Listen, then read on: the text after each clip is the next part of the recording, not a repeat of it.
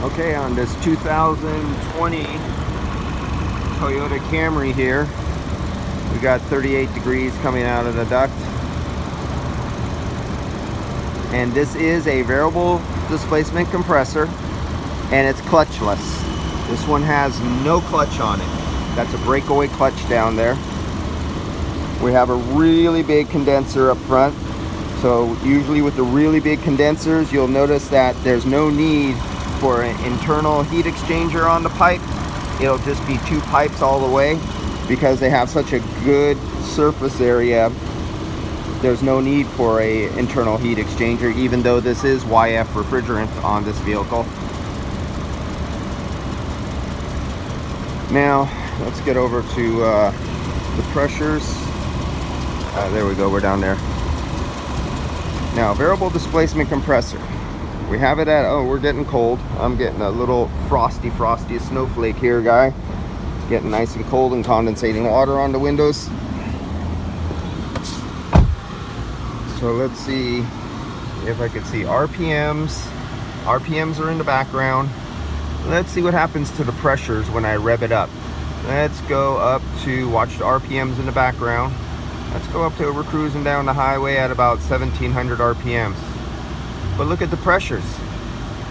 But I hear guys who shake the little cans and jerk off with their little cans and splooge their luge.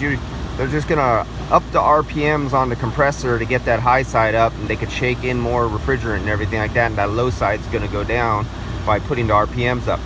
Let's go up a little more. Let's go up to 2,500 RPMs. Wow, look at that high side just take off and that low side go down. You're such a master of disaster with your little cans and saying you're gonna raise RPMs and you're gonna get the pressures that you wanna see. No, dudes. This is what happens when a computer takes over and you have sensors that are controlling everything, including the displacement and pressures of the refrigerant. You don't rev up the RPMs, it does nothing on these kind of systems. RTFM. Read the fucking manual.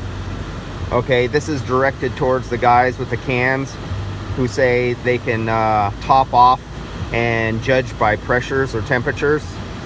Well, I gotta tell you where you can stick your little can. Sorry if I hurt any little snowflakes feelings here, but I'll play a little violin for you because I feel sorry for you. Read. This is coming after I got a lecture from an old timer in our garage.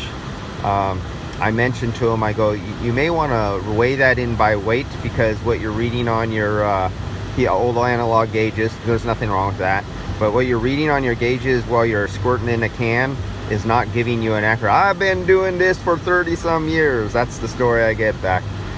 Well, some old dogs, you just can't train new tricks, and like I say, can't talk logic to a log. All right, signing out.